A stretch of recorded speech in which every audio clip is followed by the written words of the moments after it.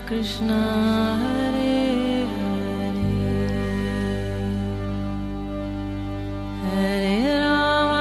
हरे राम राम राम हरे हरे। नमस्कार, रेडियो मनोरचना 107.8 पर मैं हूँ सरिता आपके साथ और ये वक्त है प्रोग्राम आत्मदर्शन का, यानी कि जानने का कुछ अध्यात्म के विषय में। और इस प्रोग्राम में हमेशा की तरह हमारे साथ स्टूडियो में मौजूद हैं रागलेखा दासी जी, चरण आश्रित योगाचार्य श्री श्रीमद् भक्ति वेदांत नारायण गोस्वामी जी की शिष्या। रागलेखा दासी जी, आपका बहुत बहुत स्वागत है हमारे स्टूडियो में। हरे कृष्ण। रेडियो मनोरचना 107.8 पर हम हर हफ्ते इस वक्त आपको दर्शन कराते हैं आपकी आत्मा के आत्मदर्शन प्रोग्राम में। रागलेखा दासी जी से जानते हैं बहुत कुछ कृष्ण भक्ति के बारे में। और इस कड़ी में आजकल हम बात कर रहे हैं श्री श्रीमद् भागवतामृतम के बारे में। और इस उपाख्यान में गोप कुमार जी जो हैं वो एक ब्राह्मण को अपनी कहानी बता रहे हैं कि किस तरह से उन्हें उस ब्रह्म की प्राप्ति हुई, इस ज्ञान की प्राप्ति हुई। और हमने पिछले एपिसोड में जाना कि नवदा भक्ति के बारे में जो पार्षद हैं बैकुंठ लोक के, उन्हें समझा रहे थे कि किस तरह से वो कृष्ण भक्त हैं तो सही, लेकिन फिर भी उन्हें कौन सी भक्ति करनी है, किस प्रकार की भक्ति करनी है जिससे उन्हें बैकुंठ लोक की प्राप्ति होगी। इस कड़ी में आगे जानते हैं रागलेखा दासी जी से कि आगे क्या हुआ। जी। अब बैकुंठ पार्षद गोप कुमार जी को उपदेश दे रहे हैं नवदा भक्ति के बारे में, शुद्ध भक्ति के बारे में और बैकुंठ प्राप्ति के उपाय के बारे में। तब वो उनको आदेश दे रहे हैं, हे गोप कुमार, तुम शीघ्र ही बैकुंठ लोक प्राप्त करने की इच्छा करते हो तो उस ब्रजभूमि में जाओ। अच्छा। और वहाँ जाकर ब्रजभूमि समस्त प्रकार के अभिष्टों को प्रदान करने में श्रेष्ठ है। और वहाँ जाकर सदा भगवान के चरण कमलों के संग की आशा से ज्ञान कर्म आदि से रहे तो उस विशुद्ध भक्ति का निरंतर आचरण करो जिसमें नाम संकीर्तन प्रधान है। तो बोले शुद्ध भक्ति करो जिसमें कोई ज्ञान कर्म से ढकी भी ना हो, अन्य अभिलाषिता शून्यम हो, अनुकूल्य न कृष्ण अनुशीलनम हो, ऐसी भक्ति करो और जिसमें नाम संकीर्तन ही प्रधान है। जी। नाम संकीर्तन की प्रधानता रूप भक्ति के प्रभाव से शीघ्र ही ऐसी प्रेम संपत्ति उदित होगी जिसके बल से सहज ही बैकुंठ में कृष्ण के दर्शन प्राप्त होंगे।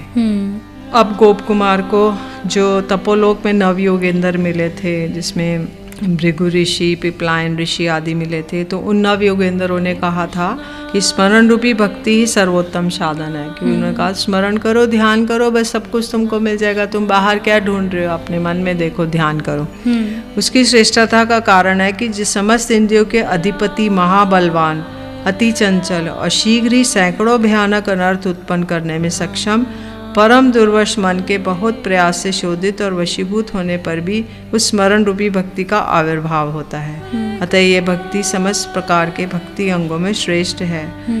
अतः भिक्षु गीता में कहा गया है कि सब इंद्रियां मन के वश में है, मन किसी भी इंद्रिय के वश में नहीं है। जितनी भी इंद्रियां हैं, चक्षुकर्ण, नासिका और त्वचा और ये सारी इंद्रियां मन के वशीभूत है। मन किसी इंद्रिय के वशीभूत नहीं है जी। और ये मन बलवान से भी बलवान है और अत्यंत भयंकर देव है। और इसको जो वश में कर लेता है वही देव इंद्रियों का विजेता है। बिल्कुल बिल्कुल। अब बैकुंठ पार्षदगण अपने मत को व्यक्त कर रहे हैं, किंतु हमारे मत में चंचल स्वाभाविक मन द्वारा एकमात्र अपने हृदय में ही स्फुरित होने वाली स्मृति से कीर्तन ही श्रेष्ठतम है। अब बैकुंठ पार्षद कह रहे हैं कि स्मरण तो मन को कंट्रोल करता है, इसमें कोई संदेह नहीं है, किंतु इस स्मरण से भी श्रेष्ठ कीर्तन है। कीर्तन, हाँ, श्रेष्ठतम है। इसका कारण है कि कीर्तन जीवा में स्फुरित होकर स्वयं ही मन से संयुक्त होता है। जब कीर्तन हम करते हैं, जीवा से ये उच्चारित होता है, तो ये मन को स्वयं ही उसके अंदर अभिनिवेश करा लेता है। तो कीर्तन के साथ मन अपने आप स्मरण जो है उसमें ऑटोमेटिक होता है कीर्तन के साथ। किंतु अगर स्मरण करेंगे तो जरूरी नहीं है कि हम उसको कीर्तन कर लें। तो कीर्तन जीवा में स्फुरित होता है और नृत्य करता है तथा स्वयं मन में भी विहार करता है। कीर्तन ध्वनि श्रवणेंद्रियों को भी कृतार्थ करती है। तो कीर्तन की वजह से मन और श्रवण, जो श्रवण इंद्रियां हैं, इनको भी दोनों को वशीभूत कर लेता है। अन्य इंद्रियों को भी अपने सेवक की समान अधीन कर लेता है। जब कीर्तन करते हैं तो और सब इंद्रियां सब इसके अधीन हो जाती, ना वो चल सकते, ना खड़े हो, ना बैठ सकते, बस उसी के अंदर लग जाते हैं, उसी में आनंदित हो जाते हैं। तो ये कीर्तन स्वतः ही कान में प्रवेश कर कीर्तनकारी के साथ साथ अपने अन्य सेवक अर्थात कीर्तन का श्रवण करने वाले श्रोताओं को भी उपकृत करता है। किंतु स्मरण में ऐसी क्षमता नहीं है। अतएव कीर्तन ही चंचल मन को वशीभूत करने में समर्थ है। कीर्तन के बिना मन भी स्मरण का सामर्थ्य प्राप्त नहीं कर सकता है। अतएव कीर्तन के अलावा अन्य किसी उपाय से चंचल मन को स्थिर नहीं किया जा सकता और मन के चंचल होने से स्मरण भी भली भांति सिद्ध नहीं होता। यही अभिप्राय है। तो इसलिए अगर मन चंचल होगा तो किसी भी प्रकार से हम स्मरण नहीं कर पाएंगे, मन इधर उधर भागेगा। लेकिन अगर कीर्तन करेंगे तो मन ऑटोमेटिकली कंट्रोल हो जाएगा और स्मरण होगा भगवान का। सतयुग में ध्यान के द्वारा हम भगवान का चिंतन करते थे, त्रेता युग में यज्ञ के द्वारा, द्वापर युग में अर्चन के द्वारा जो फल प्राप्त होता था, कलयुग में केवल भगवान के नामों के कीर्तन से उन समस्त युगों के साधन का फल अनायास ही प्राप्त हो जाता है। तो तीनों युगों का फल केवल हरि नाम संकीर्तन है। कलियुग में सबसे अच्छा, सहज, सस्ता, सरल उपाय। ना इसमें लागत है, तन मन धन कुछ नहीं लगाना, केवल बैठ के मुख से बोलना है। वागेंद्रिय जीवा है, यदि उससे भगवान के कीर्तन में नियोजित किया जाए अथवा मौन धारण किया जाए तभी चित्त में भगवान की स्मृति उदित होती है। अतएव कीर्तन द्वारा ही स्मरण साधित होने से स्मरण ही कीर्तन का फल है। ध्यान जो है रसिक गणों की इस मत की बुद्धिपूर्वक विवेचना करना कर्तव्य है। अर्थात जब भगवान के केश से उनके चरण कमलों की नखमणि तक उनकी विष्णु मूर्ति के लावण्य, माधुर्य आदि की संपूर्ण रूप से चित्त में स्फूर्ति प्राप्त होने पर साक्षात प्रकट की भांति उनकी प्रतीति होती है, वैसी निष्ठा की परिपक्व अवस्था ही ध्यान है। किंतु यदि मन में निश्चय होता है कि ईश्वर है, मैं ईश्वर का दास हूँ, इसी प्रकार से भगवान के साथ मन का संपर्क मात्र होना ही स्मृति है। तो अगर हम भगवान का चिंतन करते हैं, ध्यान करते हैं, तो भगवान के चरण कमल की नख से लेकर उनके सिर तक पूरा उनके रूप का ध्यान करेंगे, उनके श्री अंगों का ध्यान करेंगे कि कहाँ कैसे भगवान ने वस्त्र, अलंकार आदि उनके अंगों की सौष्ठवता, वो सब ध्यान करेंगे जी। जिस साधन में जिसकी प्रीति हो, जिस प्रकार से सुख उत्पन्न हो, इसके लिए वही श्रेष्ठतम साधन है और उसी की सुष्ठु सेवन अर्थात सदैव श्रद्धा और आदर सहित अनुष्ठान करना कर्तव्य है। किंतु हम ध्यान और संकीर्तन दोनों को ही सेव्य मानते हैं। संकीर्तन द्वारा ध्यान सुख की वृद्धि होती है और ध्यान द्वारा संकीर्तन माधुर्य की सुख संवर्धित होती है। अतः दोनों ही एक दूसरे के पोषक और संवर्धक हैं। ऐसा होने से देश काल के अनुसार दोनों की एक दूसरे पर निर्भरता दोष नहीं है। ध्यान भी संकीर्तन की भांति ही सुखप्रद है, क्योंकि प्रियतम की प्रत्येक वस्तु के अनुभव में ही सुख होता है तथा उनसे संबंधित किसी भी विषय में यथेष्ट रूप में चित्त में के निमग्न होने से शांति प्राप्त होती है। तो जैसे संकीर्तन करते हैं फिर ध्यान होता है, ध्यान से कहते हैं ध्यान अत्यंत सुखप्रद है, क्योंकि अपने प्रियतम की कोई भी वस्तु का अनुभव होने से बड़ा सुख होता है और शांति होती है। जिस प्रकार अमृत तुल्य सुशीतल जल को मन से कल्पना कर पान करने से भी ज्वर से पीड़ित व्यक्ति की पिपासा व्याकुलता नष्ट होकर उसे सुख प्राप्त होता है, उसी प्रकार अभिष्ट वस्तु के संकीर्तन से भी संकीर्तनकारी को सुख शांति प्राप्त होती है। जैसे कोई अगर ज्वर से पीड़ित है तो अगर जल की कल्पना भी करता है, मन से चिंतन भी करता है, तो उसकी प्यास बुझ जाएगी और उसे सुख प्राप्त होगा। तो इसी प्रकार से हम भगवान के चिंतन करेंगे तो हमें सुख शांति प्राप्त होगी। निर्जन या अकेले ना होने से ध्यान कभी भी सिद्ध नहीं हो सकता। अगर अकेले नहीं, बहुत सारे लोग हैं, खूब वार्तालाप हो रही है, टीवी चल रहा है, तो क्या ध्यान नहीं लग सकता? वो तो केवल उधर ही ध्यान जाएगा। किंतु अकेले या बहुत लोगों के एकत्र रहने पर भी संकीर्तन सुसिद्ध होता है। किंतु अगर अकेले भी हैं या बहुत से लोग हैं लेकिन संकीर्तन कर रहे हैं तो वो हम कर सकते हैं। वो कीर्तन तो ज्यादातर बहुत सारे लोगों के साथ मिलकर ही किया जाता है। नहीं, अकेले भी बोल के हम कर सकते हैं। ध्यान की सिद्धि में बहुत से विघ्न हैं और संकीर्तन की सिद्धि सरल है। नाना प्रकार के कीर्तनों में श्री कृष्ण के नामों का कीर्तन ही मुख्य है, किंतु उनका नाम संकीर्तन शीघ्र ही प्रेम रूपी संपत्ति को उत्पन्न करने में समर्थ है। अतः पंडित जनों ने भी नाम कीर्तन को ही भक्ति के श्रेष्ठतम अंग के रूप में निर्धारित किया है। तो अब यहाँ पे ध्यान और संकीर्तन, कीर्तन और स्मरण, इन सब का वैशिष्ट्य बता रहे हैं वैकुंठ पार्षद गोप कुमार को, जिससे कि वो फिक्स हो जाएं और नाम संकीर्तन जाकर करें और तुरंत ही वैकुंठ लोक की प्राप्ति कर सकें। वेद पुराण आदि का पाठ, कथा, गीत, स्तुति आदि इत्यादि के भेद से बहुत प्रकार के कीर्तनों में कृष्ण के नामों का संकीर्तन ही मुख्य है। यदि कोई वेद स्तुति करे, 4 वेद बोले, पुराण करे, तो इनसे श्रेष्ठ है भगवान के नामों का कीर्तन करना जी। कोई बहुत सारे देर करता रहे तो भी भगवान इतने प्रसन्न नहीं होंगे जितना अपना संकीर्तन सुन के होंगे। नाम संकीर्तन स्वयं ही अन्य उपाय या कीर्तनों पर निर्भर किए बिना ही प्रेम संपत्ति उत्पन्न कराने में समर्थ है। यद्यपि भगवान के समस्त प्रकार के नामों की महिमा समान है, तथापि प्रिय नामों के संकीर्तन से सुख पूर्वक शीघ्र ही स्वार्थ सिद्धि होती है। भगवान के एक है मुख्य नाम, एक है गौण नाम। मुख्य नाम है जो उनके ब्रज से संबंधित हैं, जो उनके प्रिय नाम है, और गौण नाम जैसे ईश्वर, परमात्मा, जगदीश आदि। तो भगवान मुख्य नामों को सुन के अत्यधिक प्रसन्न होते हैं और गौण नामों को सुन के इतने प्रसन्न नहीं होते। तो एक ही चिंतामणि चिंतक के भावना के अनुसार अनंत प्रकार के विभिन्न फलों को प्रदान करती है। एक चिंतामणि है तो उससे जो भी चिंता करेंगे वो दे सकती है। तो उसी प्रकार रुचि की विभिन्नता के अनुसार जिसकी जिस नाम में रुचि होती है उसको उसी नाम के कीर्तन द्वारा सिद्धि प्राप्त होती है। इसलिए किसी की एक नाम में रुचि होती है, किसी की 2 में, किसी की 3 नाम में रुचि होती है और किसी की बहुत से नामों में रुचि होती है। महादेव ने स्वयं ही कहा, एक राम नाम 1000 विष्णु नाम के तुल्य है। तो बोलते हैं अगर 1000 विष्णु नाम करें तो एक राम नाम बोलेंगे बराबर। अच्छा। और अगर एक चिंतामणि द्वारा ही समस्त कामनाओं की प्राप्ति होती है तब बहुत चिंतामणियों का क्या प्रयोजन है। तथापि भक्तजन अपने प्रिय मनोरम नाम को एक बार कहकर शांत नहीं होते, अतृप्ति वशता उसे पुनः पुनः दोहराते रहते हैं। तो कहते हैं एक चिंतामणि से तो सब कुछ हो सकता है, तो बाबा नाम क्यों लेते हो? तो बाबा नाम लेते हैं, उसको दोहराते रहते हैं। जी बिल्कुल। रेडियो मानव रचना 107.8 पर मैं हूँ सरिता, आपके साथ प्रोग्राम चल रहा है आत्मदर्शन और बात हो रही है श्री श्रीमद् भागवतमृतम के उपाख्यान के विषय में। इस कड़ी में हम जान रहे हैं गोप कुमार की कहानी को और अब उन्हें यही समझाया जा रहा है कि किस तरह से भक्ति करनी है। और सबसे बड़ी भक्ति जो है वो है भगवान का कीर्तन करना। भगवान कीर्तन सुनने से, कीर्तन करने से सारी मन इंद्रिया कंट्रोल में हो जाती हैं और सभी का ध्यान उस प्रभु की ओर लग जाता है। तो ईश्वर की सर्वश्रेष्ठ भक्ति करने का साधन जो है वो है कीर्तन करना। ये जान रहे हैं गोप कुमार जी और इस कहानी में आगे क्या हुआ जानेंगे रागलेखा दासी जी से। लेकिन अभी वक्त हो चला है एक छोटे से ब्रेक का। सुनते हैं एक प्यारा सा भजन, फिर लौट कर आते हैं। आप जुड़े रहिए रेडियो मानव रचना 107.8 FM के साथ प्रोग्राम आत्मदर्शन में। Feel good, feel live.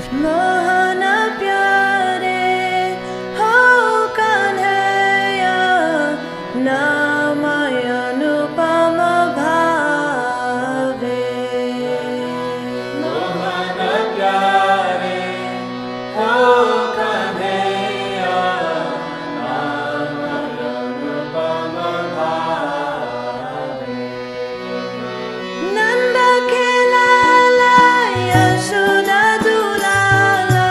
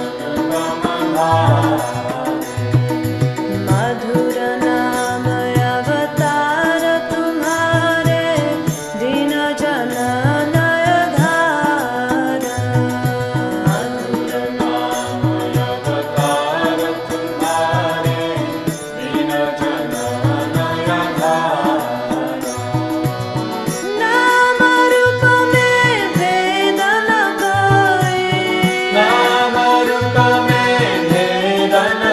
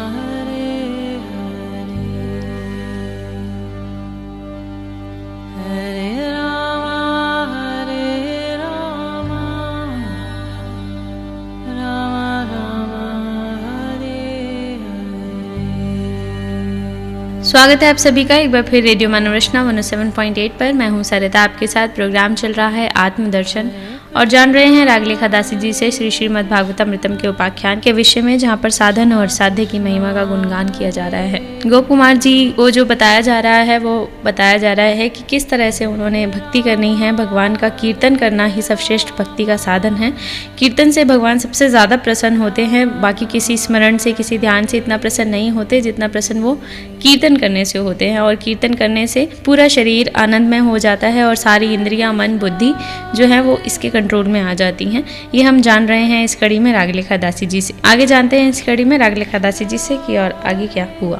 तो आगे बता रहे हैं वैकुंठ पार्षद कि नामामृत रस एक इंद्रिय जीवा पर प्रकट होकर अपने माधुर्य से समस्त इंद्रियों को प्लावित कर देते हैं। जीवा पर ही नाम मुख्यतः उदित होता है और नाम के उच्च स्वर से कीर्तित होने से अपने को और अन्य को भी सुख होता है। केवल ध्यान में केवल अपना ही उपकार होता है, सुख होता है। अतः प्रभु के ध्यान में नाम संकीर्तन ही श्रेष्ठ है। नाम कीर्तन ही कृष्ण प्रेम रूप संपत्ति को प्राप्त कराने में श्रेष्ठतम और अति बलवान साधन है, क्योंकि यह परम आकर्षक मंत्र के समान है। व्याकुल हृदय से कोई भगवान का नाम कीर्तन करने वाले भक्त के आवाहन से भगवान उसके सामने आविर्भूत होते हैं। वास्तविक रूप में नाम कीर्तन सिद्ध मंत्र की भांति दुर्लभतर वस्तु को दूर से आकर्षित करके ले आ जाता है। तो नाम ऐसे मैग्नेट की तरह है कि वो दूरगत वस्तु को भी आकर्षित करके ले आएगा। तो नाम ही नामी को ले आता है। तो नामी भगवान है, उनको इतना अट्रैक्ट करता है कि वो स्वयं ही आ जाते हैं वहाँ पर। जी। श्री योगेंद्र श्री कवि जी ने राजा निमि को कहा, हे राजन, उनके इस प्रकार जो विशुद्ध व्रत लेता है, उनके हृदय में अपने प्रियतम प्रभु के नाम कीर्तन द्वारा अनुराग का अर्थात प्रेम का अंकुर उदित होता है। उनका चित्त द्रवित हो जाता है, उच्च हास्य करने लगता है, कभी रोदन करने लगता है, कभी उच्च स्वर से भगवान को पुकारने लगता है। इसलिए भक्ति के रसिक नाम संकीर्तन को ही भक्ति का फल मानते हैं और भगवान के प्रति प्रेम रूपी संपत्ति को उत्पन्न करने में उसमें कभी भी उल्लंघन नहीं होता है। कोई कोई रसिकगण नाम कीर्तन को ही कृष्ण प्रेम का स्वरूप और श्रेष्ठतम लक्षण मानते हैं, क्योंकि अपने इष्ट देव का नाम प्राणों की व्याकुलता सहित परिस्फुट रूप में कीर्तन होने से उस नाम संकीर्तन में स्वतः ही प्रेम की स्फूर्ति होती है। वर्षा ऋतु में चातक के आर्तनाद के समान अथवा रात्रि काल में पति वियोग में कुरैरी के करुण विलाप के समान समस्त भक्त प्रेम में विरह यातना से व्याकुल होकर कृष्ण का नाम संकीर्तन करते हैं। सिद्धस्य लक्षणम यत् स्यात् साधनम साधकस्य तत्। इस न्याय अनुसार सिद्ध के जो लक्षण है वे ही साधक का साधन है, अर्थात सिद्ध का लक्षण नाम कीर्तन रूप प्रेम ही साधक का साधन है। वह विचित्र संकीर्तन माधुरी सुख, विचित्र लीला रस के सागर स्वरूप प्रभु के अनुग्रह से ही स्फुरित होता है। अपनी यत्न रूप चेष्टा द्वारा कभी भी भली भांति सिद्ध नहीं होता। तो ये जो संकीर्तन माधुरी है, भगवान कृपा करेंगे तो स्फुरित होगा हमारी जीवा पे, अपनी चेष्टाओं के द्वारा नहीं होगा। सदा भगवान की नाम की सेवा में अनुरक्त उपासकों के भोगोन्मुख पाप उनकी इच्छा अनुसार क्षय हो जाते हैं। जो भगवान के नामों में अनुरक्त रहते हैं उनके सब समस्त पाप भस्मीभूत हो जाते हैं। किंतु जो ऐसे उपासक नहीं हैं, उनके द्वारा कभी कभी नाम संकीर्तन करने पर भी उनके प्रारब्ध कर्म वर्तमान रहते हैं। लेकिन किंतु जो नाम नहीं कर रहे अच्छे से, तो उनके सारे प्रारब्ध आदि वो सब वर्तमान रहते हैं, कर्म आदि। हरि भक्ति सूर्योदय में उक्त है कि जिस कर्म चक्र को सुर और असुर भी लांग नहीं सकते हैं, भक्तगण भक्ति के प्रभाव से उसे अनायास ही लांग जाते हैं। क्योंकि जो कर्म हमने पूर्व जन्म में किया उसका फल हमें भोगना ही पड़ेगा। तो इसको देवता और असुर कोई भी लांग नहीं सकते, उन्हें भी ऐसा भुगतना पड़ेगा। लेकिन जो हरि भक्त हैं वो भक्ति के प्रभाव से अनायास ही इसको लांग जाते हैं। उनको उतना भोगना नहीं पड़ेगा, वो कम हो जाएगा, डाइल्यूट हो जाएगा। हरि नाम की सेवा करने वाले महाशय गण अति गोपनीय भक्ति रूपी महानिधि के प्रकाशित होने के भय से व्यवहार भंगी द्वारा समस्त लोगों के समक्ष अपने दोषों से उत्पन्न दुख भोग को दिखाते हैं। भगवान के नाम संकीर्तन मात्र से ही समस्त भक्तों के दोष और दुख आदि विनष्ट हो जाते हैं। तथापि कोई कोई भक्त प्रभु की भांति कृपालु होकर समस्त लोगों को सदाचार की शिक्षा देने के लिए दुख आदि अंगीकार करते हैं। कहते भगवान का नाम कीर्तन करते भक्तों के तो सारे दोष दुख आदि दूर हो जाते हैं, किंतु फिर भी कुछ भक्त लोग औरों को सदाचार की शिक्षा देने के लिए दुख को अंगीकार करते हैं। रोग को अंगीकार करते हैं। आगे इसको स्पष्ट करेंगे। कोई कोई भक्त भगवान के समान कृपालु होकर दुसंग दोष परित्याग रूपी सदाचार की शिक्षा देते हैं। इसका कारण है कि सदाचार के बिना पाप मलिन चित्त में सहज ही भक्ति विषय की प्रवृत्ति उदित नहीं होती। महाराज भरत जैसे भक्तों ने स्वयं शुचित होने पर समस्त लोगों को दुसंग के दोष की शिक्षा दी। जैसे महाराज भरत थे तो वो बहुत बड़े चक्रवर्ती राजा थे, फिर उनको वैराग्य हो गया संसार से, तो उन्होंने वो आकर एक निर्जन वन में तपस्या करने लगे। फिर एक हिरण के बच्चे को देखकर उसके प्रति मोह होने से वो हिरण की चिंता करते करते वो उन्होंने शरीर त्याग दिया, तो वो अगले जन्म में हिरण ही बने। तो ये दिखा रहे हैं कि इतनी उच्च कोटि का भजन करने पर भी उनको दुसंग हुआ, तो उसके दोष के कारण उनको दोबारा से ये जन्म लेना पड़ा। युधिष्ठिर महाराज ने धर्मराज होकर भी जुआ खेलने के दोष हुआ। युधिष्ठिर महाराज परम ये तो स्वयं साक्षात यमराज जी हैं, तो उन्होंने जुआ खेलने के दोष के कारण उनकी भी बुद्धि वो हो गई, उन्होंने द्रौपदी जी को दाव पे लगा दिया और अपने सारे राज्य को दाव पे लगा दिया। राजा नृग थे, उन्होंने एक ब्राह्मण को वो असंख्य कोटि गैया दान करते थे, तो एक बार एक ब्राह्मण को एक गैया दान कर दी। वो गैया उस अपने झुंड में से निकल के किसी और उसके पास ब्राह्मण के पास चली गई, तो वो दोनों ब्राह्मण लड़ने लगे, ये मेरी गैया है, ये मेरी गैया है। तो अंत में राजा ने कहा उनको कि मैं आपको इससे कोटि कोटि गुना अधिक गैया देता हूँ दान में, किंतु आप इसका विषय में विवाद मत कीजिए। किंतु दोनों ही उस गैया को छोड़ के चले गए और राजा को गिरगिट की योनि ग्रहण करनी पड़ी, क्योंकि उन्होंने एक गाय को दान दे के दोबारा वो किया। तो इसलिए बताया कि ये इतनी उच्च कोटि की वो करने पर भी उनको लोक शिक्षा के लिए उन्होंने इस चीज़ को ग्रहण किया कि ऐसा भी दोष लग जाता है। तो राजा युधिष्ठिर के उदाहरण से, महाराज भरत के उदाहरण से, राजा नृग के उदाहरण से वो दिखाना चाहते हैं कि वो लोग इस चीज़ को अंगीकार करते हैं, कभी कभी उच्च अवस्था पहुँचने में भी दुख को स्वीकार करते हैं, जिससे एक सदाचार की शिक्षा मिले जन समाज में जी। और सौबरी मुनि भी बहुत उच्च कोटि का भजन करते थे। फिर एक गरुड़ जी के प्रति अपराध होने के कारण उन्होंने जल में विहार करी हुई मछलियों से उनके हृदय में काम भावना उदित हुई और उन्होंने मंदाता राजा की 50 कन्याओं से एक साथ विवाह कर लिया। तो इसलिए दिखाया कि ये लोग करते हुए भी कभी कभी इस तरह के व्यवहार देखे जाते हैं। मतलब उच्च कोटि का अगर वो मंत्र करते हैं, जाप करते हैं, भजन करते हैं, उसके बावजूद भी अगर उनके अंदर कोई दोष आ जाता है, कोई उन्होंने ऐसी गलती कर दी होती है, त्रुटि कर दी होती है, तो उनकी सारी भक्ति नष्ट हो जाती है। और कुछ लोक शिक्षा के लिए भी करते हैं, लोक शिक्षा में कि लोग आगे से सावधान हो जाए इस विषय में, कभी भी ऐसा ना करें, इसलिए उनको प्रवृत्त करने के लिए वो लोग ऐसी शिक्षा देते हैं। अच्छा। तो अब वो कह रहे हैं, गोप कुमार निरंतर इन तत्वों का विचार कर तुम जिस भक्ति प्रभाव का संचय करोगे उसके द्वारा सर्वदा ही बड़े से बड़े विघ्नों को जय करोगे। हम भी तो सर्वत्र तुम्हारी सहायता करेंगे। हमारी निश्चित धारणा है कि तुम पर श्री कृष्ण की महान अनुकंपा निरंतर विद्यमान है, क्योंकि तुम तपोलोक के निवासियों के वाक्यों द्वारा मोहित नहीं हुए और साक्षात भगवान के दर्शन की इच्छा का भी त्याग नहीं कर पाए। तो तपोलोक के निवासियों ने उन्हें कहा था तुम यहीं निवास करो, यहीं ध्यान करते रहो, हम तुम्हें भ्रमण दे देते हैं। तो उन्होंने कहा, उससे भी मोहित नहीं हुए और इसके बाद उन्होंने भगवान के चरण कमल की दर्शन की इच्छा करते थे। तो कहते हैं पिपलायन आदि ऋषियों ने उनको कहा था यहीं निवास करो, किंतु भगवान का रूप सच्चिदानंद घन और नित्य परम सत्य है, अतएव उनका वह रूप उनके अनुरूप सच्चिदानंद इंद्रियों द्वारा ही ग्रहण होता है। तथापि भगवान की कृपा शक्ति के प्रभाव से दर्शन योग्यता की प्राप्त करने पर चर्म चक्षु द्वारा भी भगवान के उस असीम स्वरूप का साक्षात दर्शन होता है। श्री भगवान अपनी कृपा शक्ति द्वारा कभी कभी जीव के बाह्य नेत्रों द्वारा गोचर होते हैं। भगवान कृपा करेंगे तभी वो हमारे साक्षात इन नेत्रों के द्वारा हम उनका दर्शन कर सकते हैं, अन्यथा नहीं। भगवान के इस वात्सल्य के कारण जीव में ऐसा अभिमान होता है कि उसने नेत्र द्वारा ही भगवान के दर्शन किए। उस समय जीव के हृदय में जो हर्ष वर्धित होता है उसके द्वारा ही श्री कृष्ण की करुणा के प्रभाव से हृदय में भी धारणा होती है। जैसे ध्रुव जी थे, ध्रुव जी ने साक्षात दर्शन किए भगवान ने साक्षात उनको प्रकट होके उनको दर्शन दिया और उनके ठोडी पे अपना शंख को छुआया। तो ध्रुव जी पहले ध्यान द्वारा दर्शन कर रहे थे, किंतु साक्षात भगवान ने दर्शन देकर उनको नेत्रों के द्वारा अनुग्रहित किया। इसलिए प्रभु यदि कृपा ना करें तो कोई भी उन्हें मन के द्वारा या इंद्रियों के द्वारा या अन्य किसी भी उपाय द्वारा नहीं देख सकते। इसका कारण है वे परमेश्वर हैं, वे स्वयं प्रकाश हैं और मन और नेत्रों के अगोचर हैं। अर्थात ये प्रभु परम स्वतंत्र और सबके नियंता हैं। जिस किसी प्रकार से थोड़े से भी उपासित होने पर वे असीम सुख प्रदान करते हैं। श्री भगवान का साक्षात्कार ही समस्त साधनों का श्रेष्ठतम फल है। उनके साक्षात्कार द्वारा ही माया समूल रूप से नष्ट हो जाती है, प्रेम भी वर्धित होता है। हृदय ग्रंथि का छेदन, संशय नाश और समस्त प्रकार के कर्मक्षय भगवान के साक्षात्कार का मुख्य फल नहीं है, गौण फल है, किंतु भगवान के चरण कमलों के प्रति प्रेम ही ऐसे साक्षात्कार का मुख्य फल है। क्यादुपुत्र प्रहलाद जी ने हृदय में प्रभु के दर्शन करने पर भी सर्वदा बाह्य चक्षु से प्रभु के दर्शन करने की अभिलाषा करते थे।